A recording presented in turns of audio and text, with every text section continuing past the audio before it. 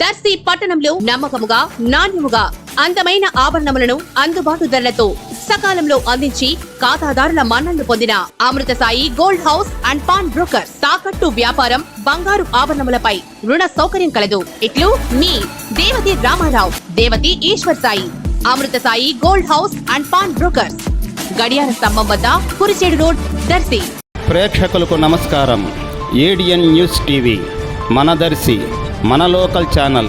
ADN news TV ప్రేక్షకులకు నమస్కారం. వార్తలు చదువుతుంది మీ ప్రసన్నారాం.